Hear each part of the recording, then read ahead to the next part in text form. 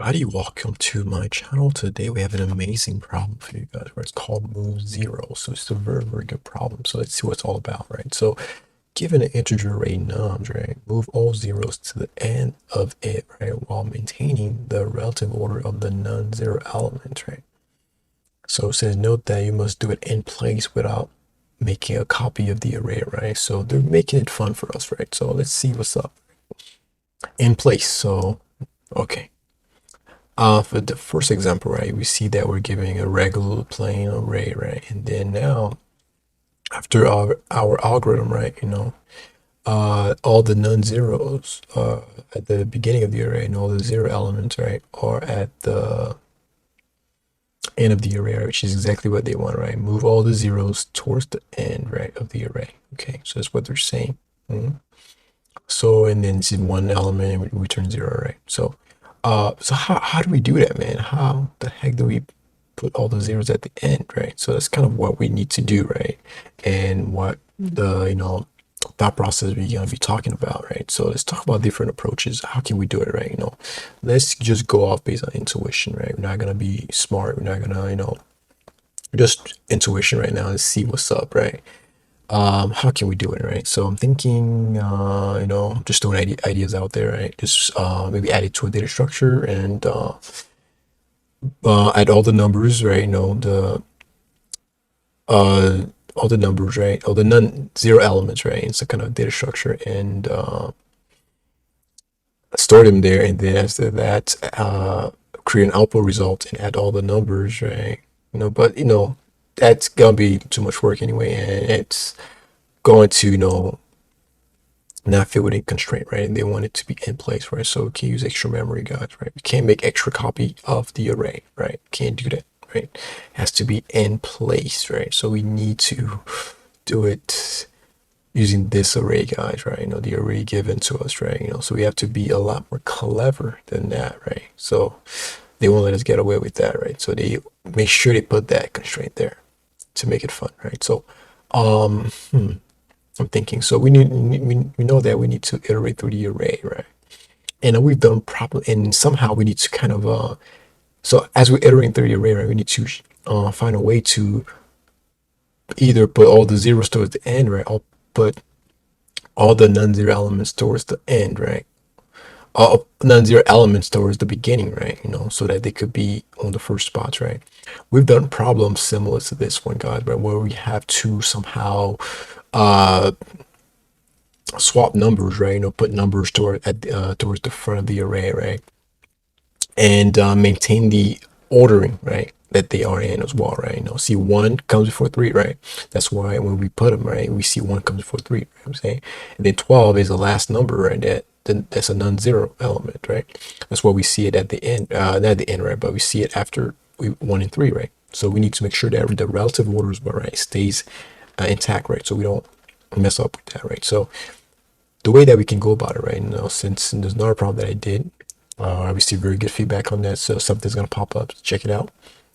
So how we're gonna do the approach, right? Because we know that we need to iterate through the array, right? And as we're iterating, right, we need to find a way to place the non-zero elements right towards the beginning. How can we do that, right? We have one pointer to iterate, right, and another pointer, right? That's gonna be and like in the back, right?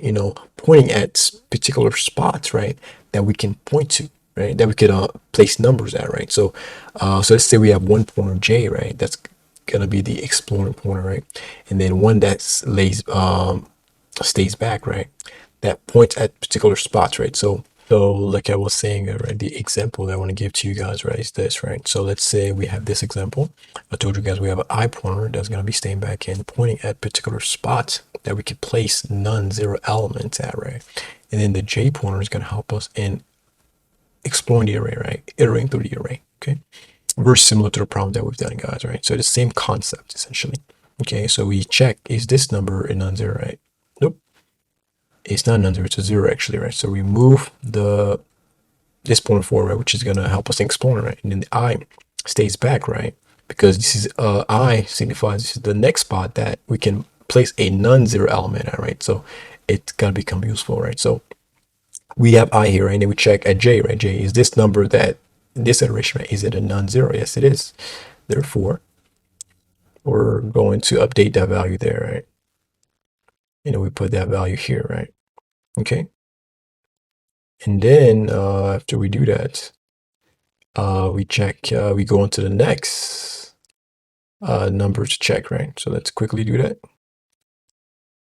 And this is, okay, it moves forward. And then also I moves forward as well, right? We gotta make sure we do that. Okay. So this is the next spot that we could place a number at, right? So we check, is this number non-zero? No.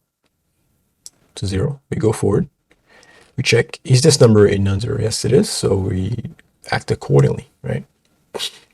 We move that number, we put a 3 here, right? And yeah, we move forward. So we move this forward as well. And we also move this forward, right? It's the next spot we could place a number at, right? And we check, is this non-zero? Yes, it is, right? And we update whatever index where I is pointing at, right? It's why I becomes useful here, right? This is why we introduced a second pointer, right? To help us in place numbers as we iterate through, guys, right? It's a very, very, very good thing you need to make sure you do, right? We can solve a lot of problems using this particular technique, this manipulation of pointers, guys, right? Very, very important. Okay.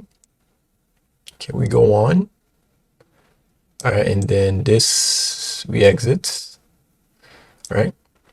So now I is pointing at a particular index, right? So now from that index, right, we just go ahead and populate the remaining spots, right, with zeros, right? This is how we simulate bringing all the zeros towards the end, right? This is how we simulate that, right?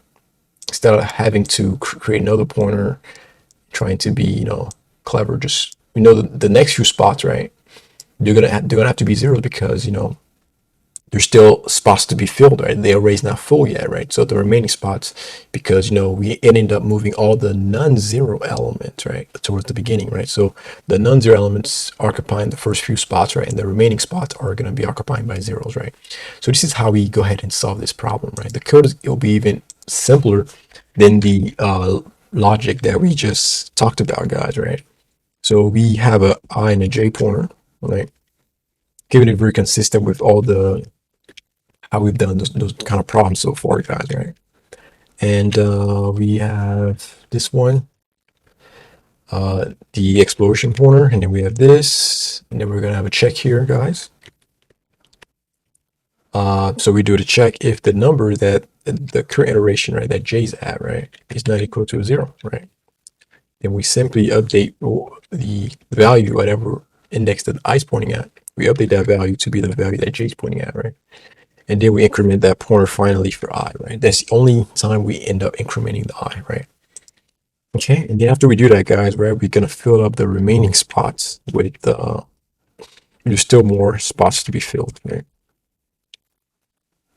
Then we know that those spots should be zeros, right? This is how we end up simulating all the numbers, right? So I'll just make it clear to you guys, right?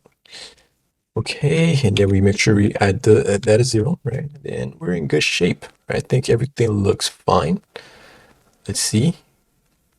Forgot to put I++, guys. Don't mind me. Yeah, I think we're good. Let's press submit. Awesome, guys. We were able to pass all the test cases, guys, right? So if you guys understood the solution, it makes sense to you guys, right? Let me know that in the comment section. If you guys found value, subscribe and like and comment. Let me know any suggestions you guys would have, anything you guys want, any other problems you guys want me to do in the future, right? Let me know. So I want to thank you guys for watching, and I'll see you guys in the next video.